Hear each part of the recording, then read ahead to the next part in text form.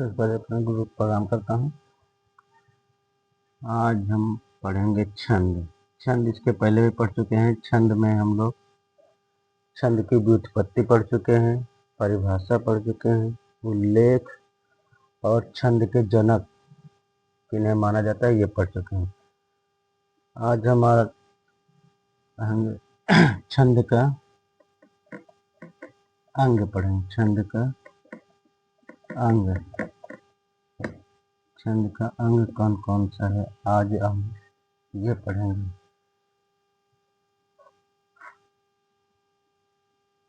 गति, लय, गति, लय, यति, तुक, चरण, वर्ण,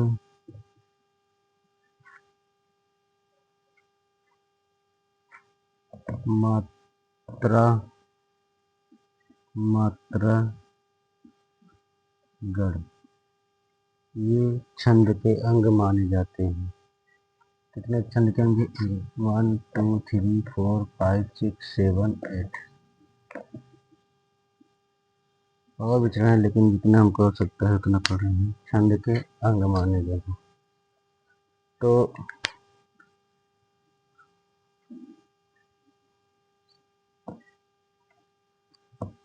तो सबसे पहले हम गति, गति का मतलब होता है प्रवाह। गति का मतलब होता है प्रवाह। यह जो है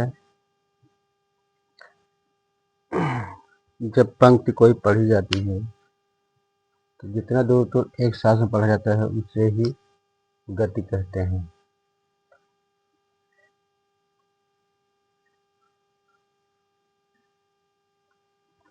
किसी काव्य पंक्ति को, किसी काव्य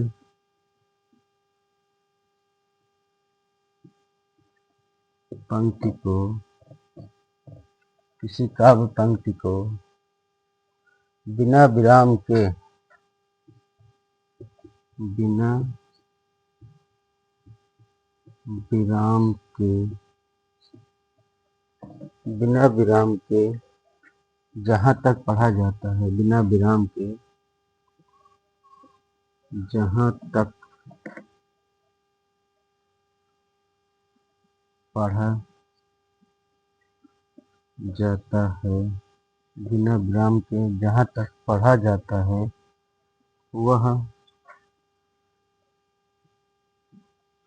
वह दूरी गति कहलाती है। वह दूरी गति कहलाती है। गति को प्रवाह भी कहते हैं। गति को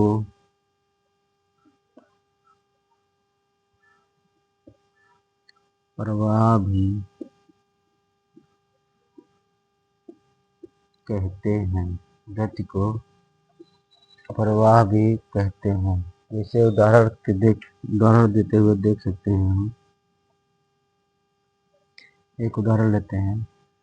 रहीमन धागा प्रेम का, रहीमन धागा प्रेम का, रहीमन धागा प्रेम का मत तोड़ो, मत तोड़ो छिटकाए,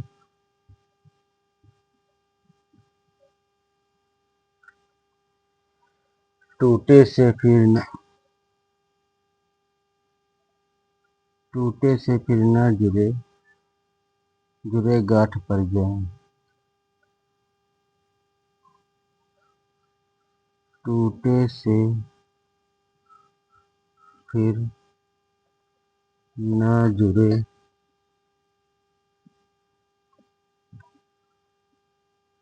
जुड़े गांठ जुरे गांठ पर जाए,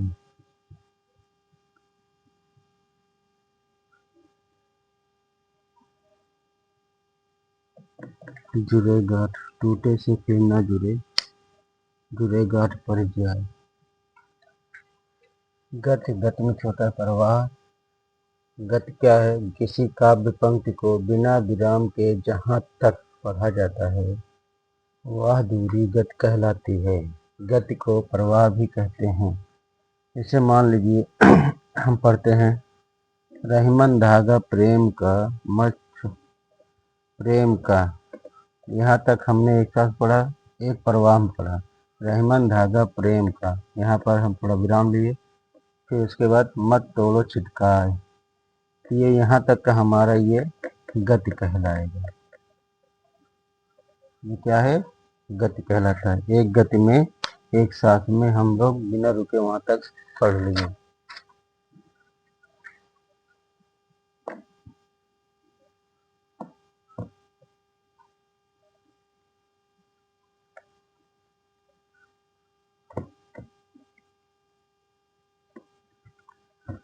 अब दूसरी हेडिंग है यति। दूसरी हेडिंग है यति। किसी काव्य पंक्ति को पढ़ते समय, किसी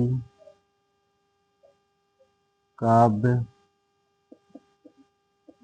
पंक्ति को, किसी काव्य पंक्ति को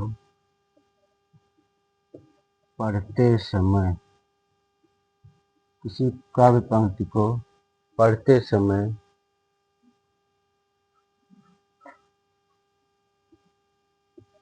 विराम हेतु, विराम हेतु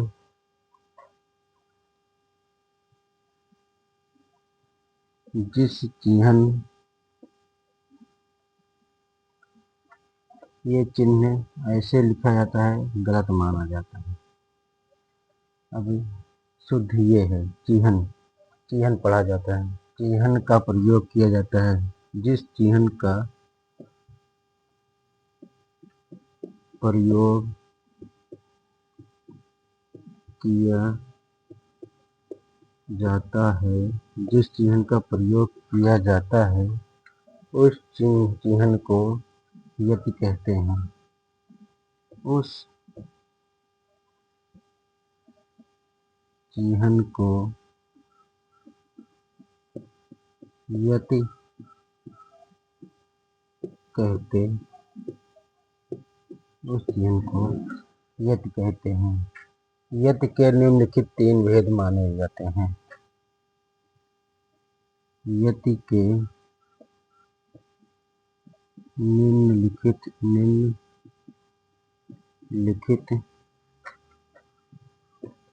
3 भेद, 3 भेद हैं, 3 भेद हैं। पहला है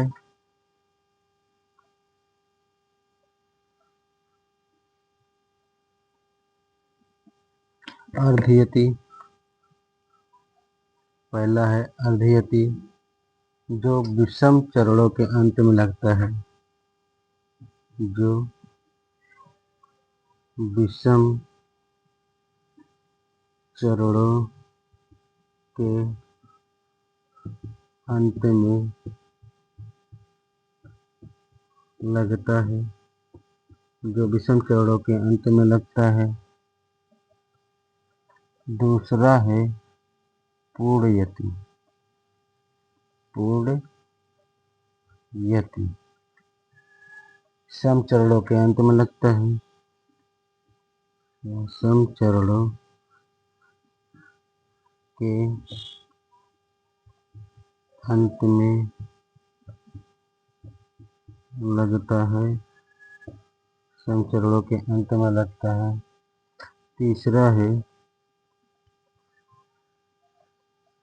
परिपूर्ण यति।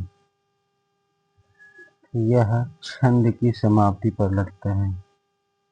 यह छंद की समाप्ति पर लगता यह छंद की समाप्ति का यत।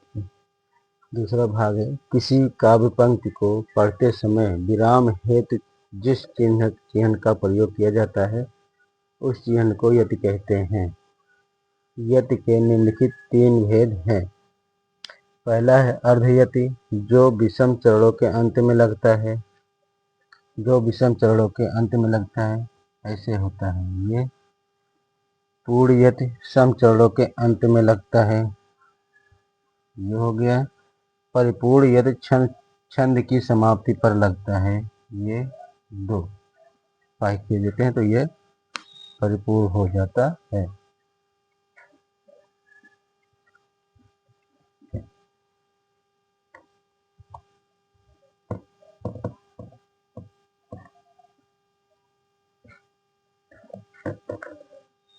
अब हम तीसरा पढ़ेंगे लय। क्या पढ़ेंगे? लय। स्वरों के उतार चढ़ाव को स्वरों के उतार चढ़ाव को स्वरों के उतार चढ़ाव को लय कहते हैं।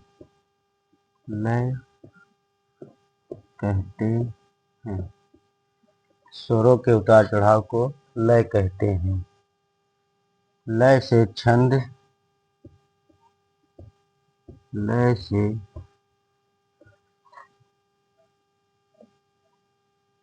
लय से छंद या काव्य की ग्राह्यता बढ़ जाती है। ग्राह्यता बढ़ जाती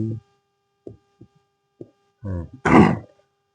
लय। स्वरों के उतार चढ़ाव को लय कहते हैं। लय से छंद या काव्य की ग्राह्यता बढ़ जाती है।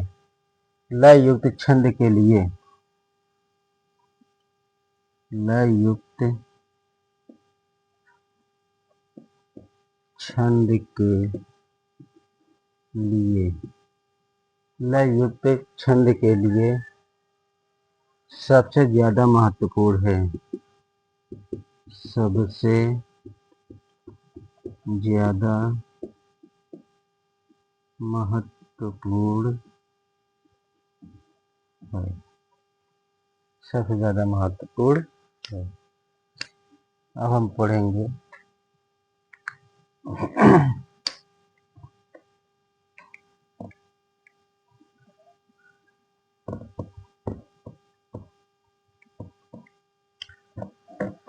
तुक।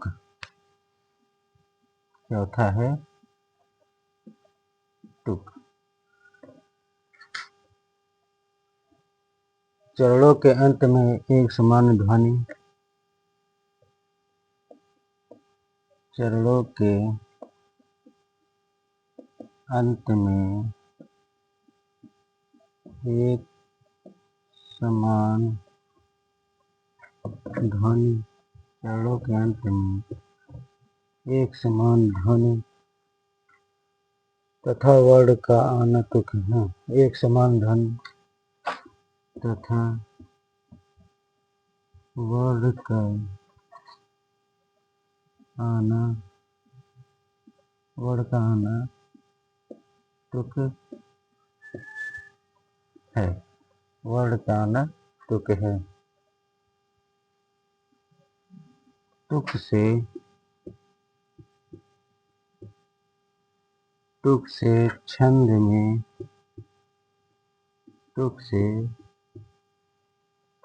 चरणों के अंत में एक समान ध्वनि तथा वर्ण का आना तुक है। तुक से छंद में लय का समावेश होता है। तुक से छंद में लय का समावेश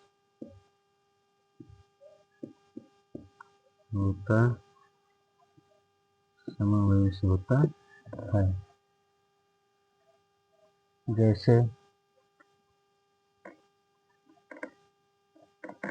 जैसे मेरी भव बाधा हरो, मेरी भव बाधा हरो, मेरी भव बाधा हरो, राधा नागर सोय, राधा नागर सोय, जतन की झाई परे, जतन की झाई, जतन की झाई परे, श्याम हरित दुति होय, श्याम हरित दुति, श्याम हरित दुति होय। यहाँ देखिए तुक, यहाँ पर सो यह, यहाँ पर हो यह तुक है, इसे तुक कहा जाता है। जो पंक्ति के अंत में तुक मिल रहा है, मेरी भव बाधा हरो, राधा नागर सोय, जतन की छाई परे, श्याम हरित दुति होय, इसे तुक कहा जाता है। तुक चरणों के अंत में एक समान ध्वनि तथा वर्ण का आना तुक है। तुक से छंद में लय का समावेश होता है। उदाहरण के रूप में देखिए, जैसे मेरी भव बाधा हरो, राधा नागर सोय, जतन की झाई परी, श्याम हरित दुति होय। ये सोय, ये होय, ये तुक कहलाता है।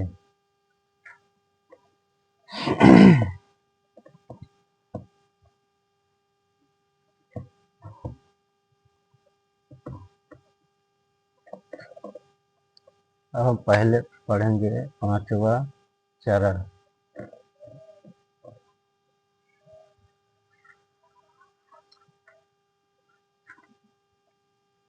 छंद का चतुर्थ, छंद का चतुर्थ अंश, छंद का चतुर्थ अंश चरण कहलाता है। छंद का चतुर्थ अंश, छंद का चतुर्थ अंश चरण कहलाता है।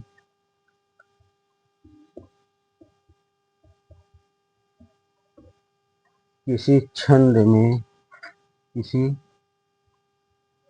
छंद में, किसी छंद में न्यूनतम, न्यूनतम 4 चरण, 4 चरण आवश्यक, आवश्यक है। अब हम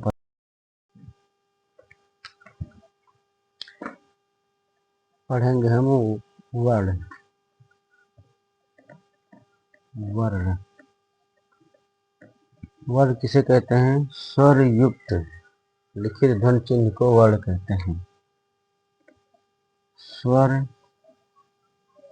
युक्त लिखित ध्वनि चिन्ह को, ध्वनि चिन्ह को वर्ण कहते, वर्ण कहते हैं।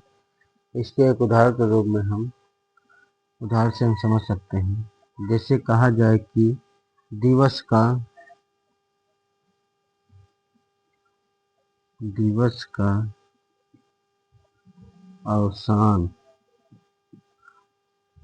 दिवस का अवसान समीप था, दिवस का अवसान समीप था, दिवस का अवसान समीप था। गगन, गगन हो, गगन था, गगन था कुछ, गगन था कुछ लोहित हो चला, गगन था कुछ लोहित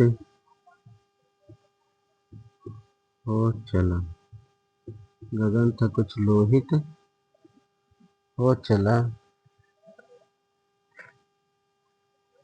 तक शिखा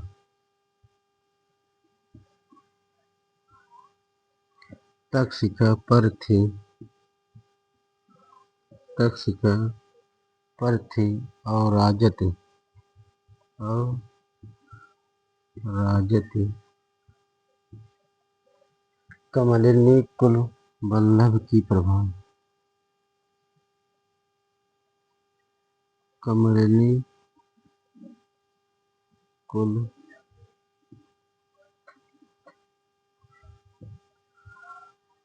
वल्लभ की प्रभा।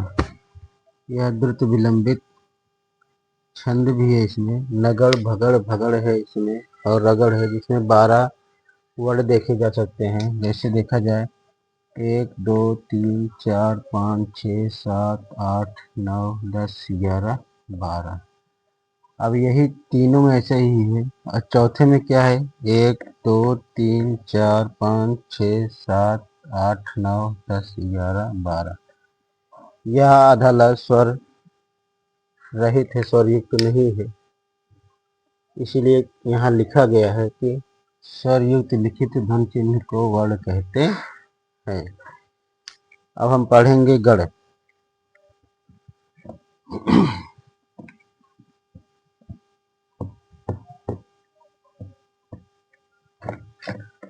अब हम पढ़ेंगे गढ़।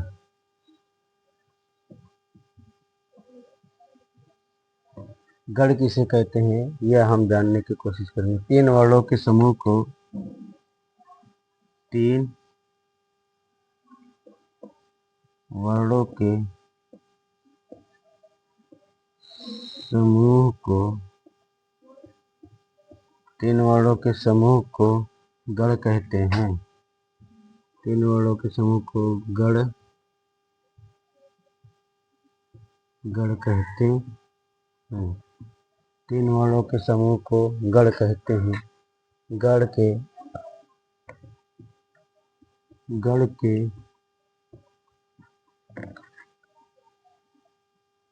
8 भेद, गढ़ के 8 भेद हैं, गढ़ के 8 भेद हैं,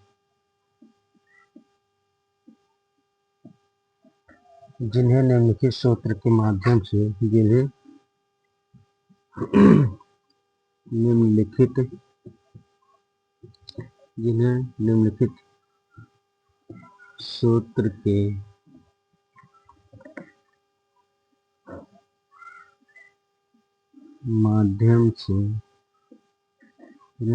सूत्र के माध्यम से ज्ञात किया जाता है,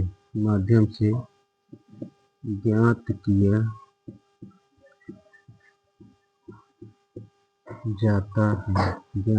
जाता है। इसको हम याद करने का आसान तरीका है। या माता राजभान सलगा, या माता राजभान सलगा, या माता राजभान सलगा,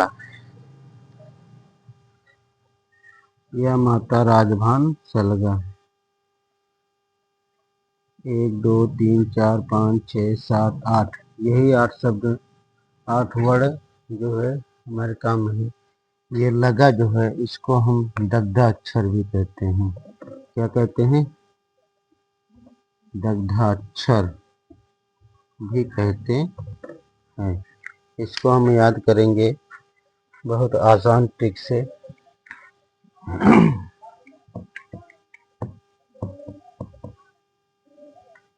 इसको हम बहुत आसान ट्रिक से याद करेंगे, बहुत जल्दी याद हो जाएगा। एक तरफ रहेगा गढ़ का नाम, गढ़ का नाम, मात्राओं का क्रम, मात्राओं का क्रम संख्या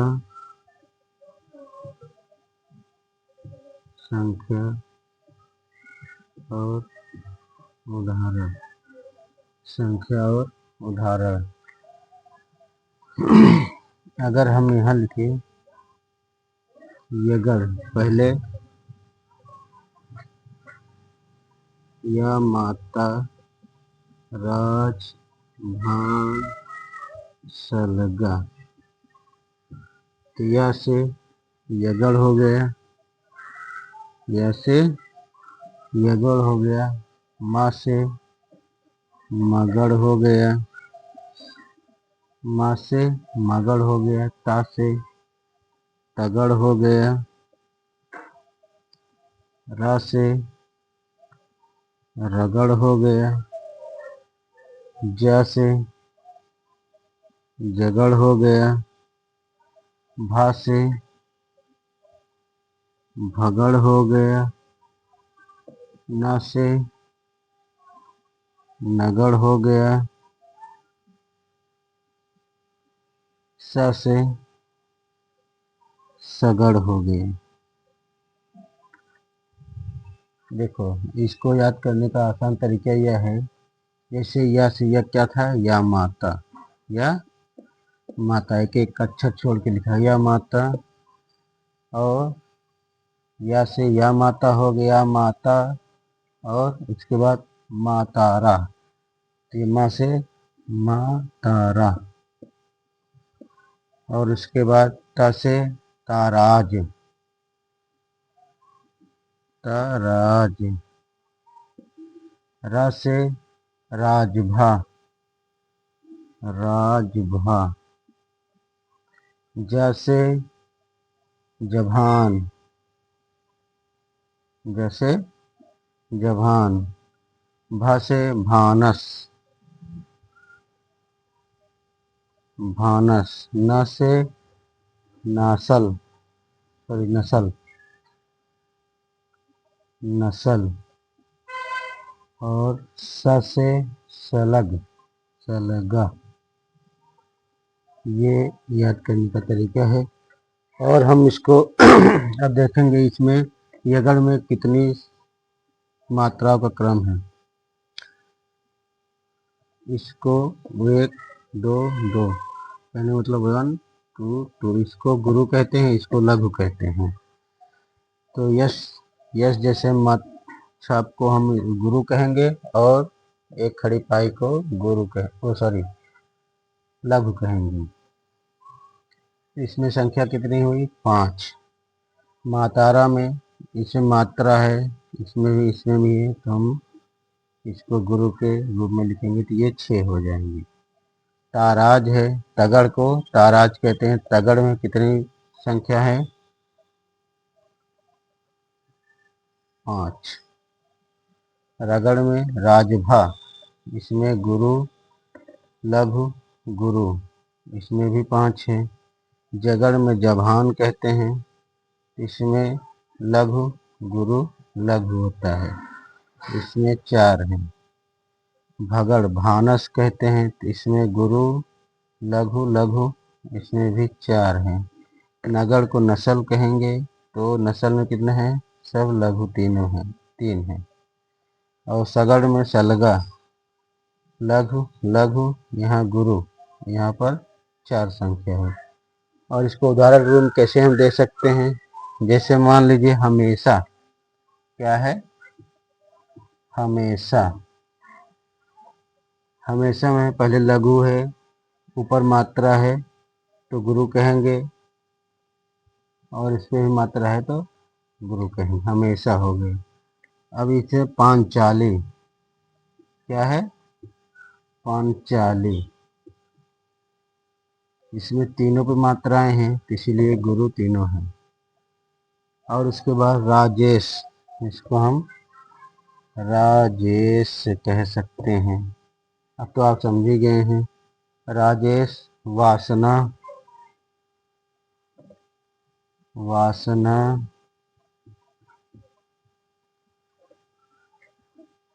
सुरेश, सुरेश कह सकते हैं, भारत कह सकते हैं, भारत, भनस, भनस कह सकते हैं या भरत कह सकते हैं, और इधर सरिता कह सकते हैं। ये हो गया 8 गढ़। 8 गढ़ को हम लोग याद कर सकते हैं। गढ़ का नाम, मात्राओं का क्रम, संख्या, उदाहरण। आसान तरीका ये है, या माता राजभान सलगा, इसको याद कर सकते हैं।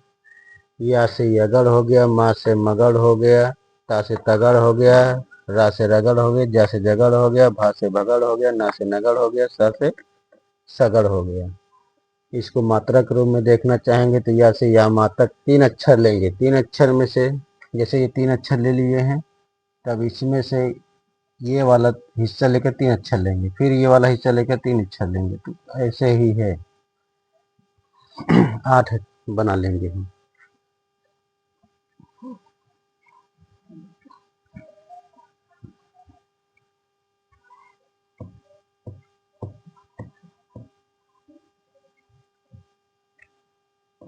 अब हम पढ़ेंगे 8वां मात्रा। मात्रा वर्ण के उच्चारण में, वर्ण के उच्चारण में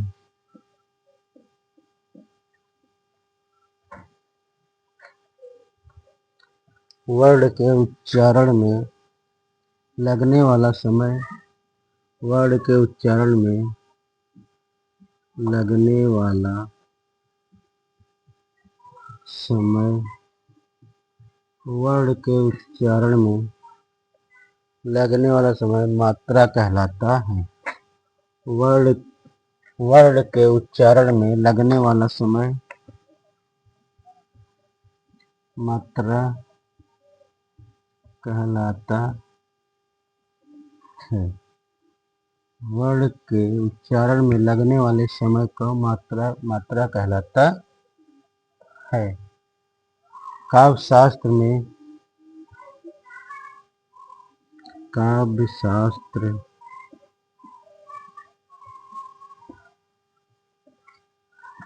शास्त्र में मात्रा के आधार पर, काव्य शास्त्र में मात्रा के आधार पर, काव्य शास्त्र में मात्रा के आधार पर, काव्य शास्त्र में मात्रा के आधार पर वर्ण के 2 भेद हैं। वर्ण के 2 भेद हैं। वर्ण के 2 भेद हैं। पहला क्या है? लघु। लघु है, जिसको हम लघु कहेंगे। दूसरा है गुरु, इसको हम गुरु कहेंगे। बंदर। जैसे लघु वाला जो वर्ण है, इसे जैसे पहला हम देख सकते हैं, आ, ई, उ, ऋषि। ये जो स्वर है ये लघु कहलाएंगे। तथा इनमें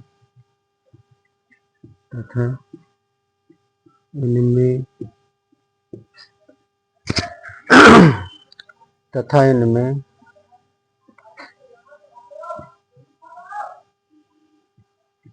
तथा इनसे युक्त वर्ण लघु होते हैं। तथा इनसे युक्त वर्ण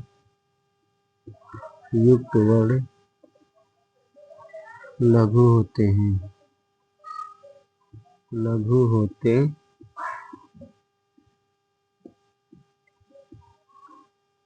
होते हैं। जैसे हम कह सकते हैं, जैसे अशोक।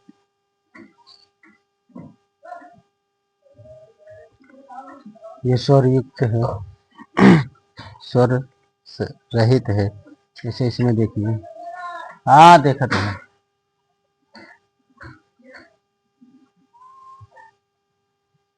ये हो गया। और कितना,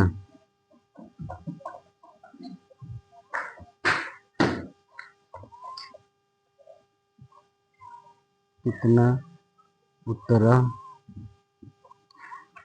अशोक कितना उतरा, कृपया रे, ये लघु हो गया। ये जितने भी दिखाई दे रहे हैं ये लघु है। जो ऊपर मात्राएं रहती हैं, जो बड़ा मात्रा लगेगा या बड़ी मात्रा लगेगा तो उसको हम गुरु कहेंगे। जो छोटा है जैसे छोटा है तो इसको हम लघु कहेंगे।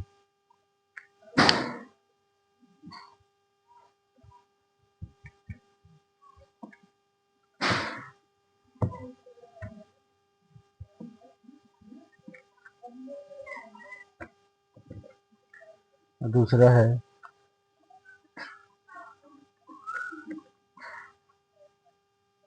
आ ई उ ई ऐ ओ आओ तथा इनसे युक्त, तथा इनसे युक्त, तथा इनसे युक्त वर्ण वर्ण गुरु होते हैं। गुरु होते हैं। जैसे मान लीजिए आराम, आराम में देखिए ये इसको बढ़ा के लगा है, इसको लगा होगा, इस पे ये हो गया ईश्वर।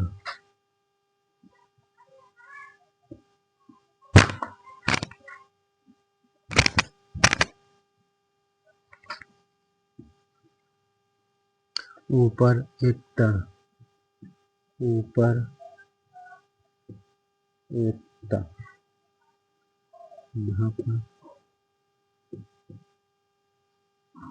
कैकेयी कोयल, कैकेयी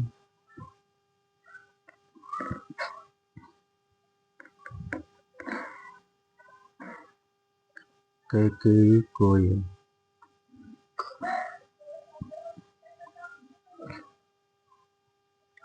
और औरत भी देखिए, औरत ये हो गया।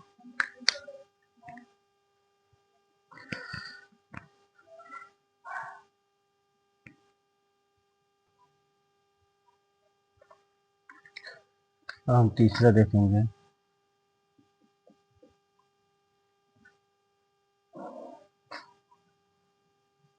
विसर्ग से पूर्व, विसर्ग से पूर्व वर्ण, विसर्ग से पूर्व वर्ण गुरु माना जाता है। विसर्ग से पूर्व वर्ण गुरु माना जाता है। विसर्ग से पूर्व वर्ण गुरु माना जाता है। जैसे देखें, उदाहरण के रूप में देखा जाए, पुनः, दुख, विसर्ग से पहले, पूर्व मतलब विसर्ग से पहले जो वर्ण होते हैं वो क्या माने जाएंगे, गुरु माना जाएंगे। ये है, यहाँ लघु होगा, ये विसर्ग से पूर्व क्या है, ये गुरु माना जाएगा। अब यहाँ पर दुख देखिए, दुख लिखा है, विसर्ग से पूर्व है, ये भी यह है गुरु माना जाएगा, ये लघु माना जाएगा। चौथा है अनुस्वार युक्त वर्ण गुरु होता है। अनुस्वार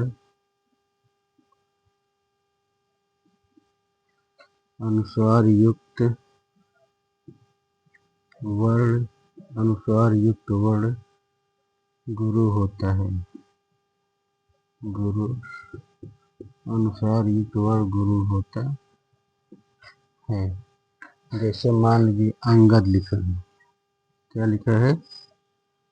अंगद और कंपन, जबकि अगर ये अनुसार न होता तो ये लघु माना जाता, लेकिन यहाँ पर अनुसार लगने के कारण इसको हम गुरु मानेंगे। ठीक, ये हो गया।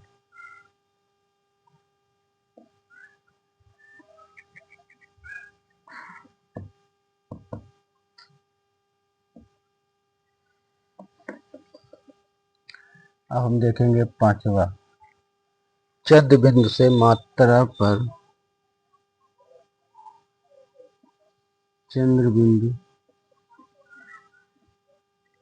बिंदु से मात्रा पर कोई प्रभाव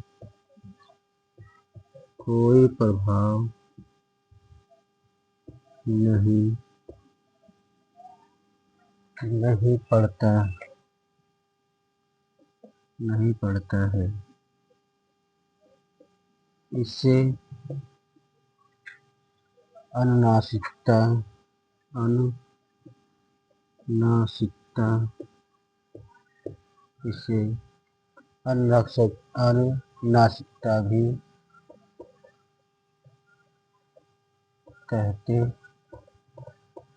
इसे अनुनासिकता भी कहते हैं। जैसे मान लीजिए अगर हम हंसना लिख दें, क्या लिख दिए? हंसना। और क्या लिख दिए? चांद। तो ये जो है इस चंद्र बिंदु से मात्रा पर कोई प्रभाव नहीं पड़ेगा, ये जो है इसको हम लघु ही मानेंगे, इसको हम लघु, सॉरी ये तो मात्रा आक लगा है ना, उल्टा हो गया।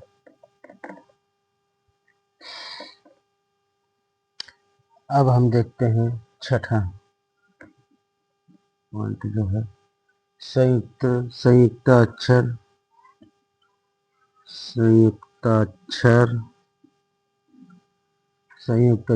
पूर्व वर्ण संयुक्त अक्षर पूर्व वर्ण गुरु होता है,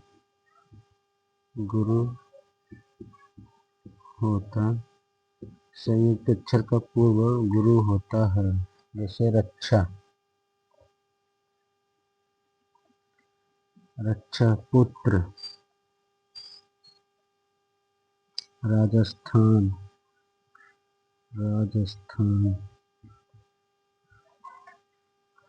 विद्या,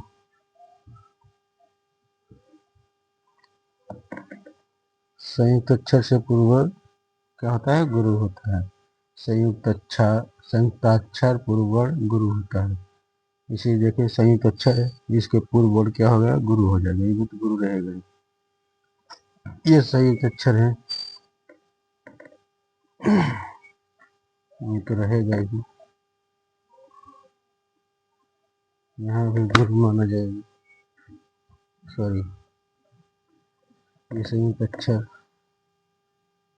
यहाँ गुरु, यहाँ गुरु, यहाँ, फिर उसके बाद ये संयुक्त अक्षर, ये गुरु माना जाता है।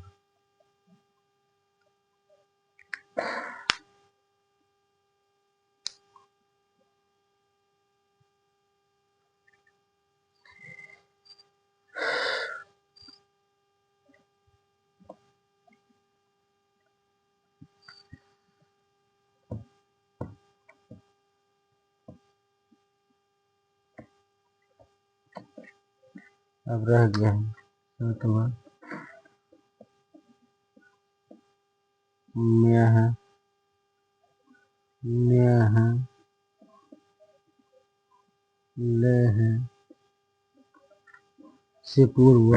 से पूर्व वर्ण लघु होगा, लघु होगा।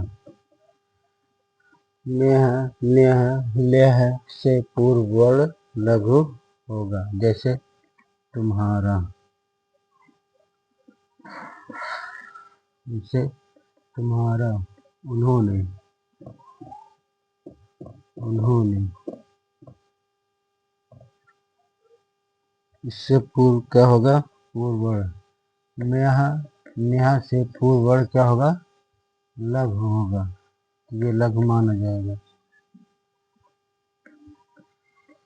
ये लघु।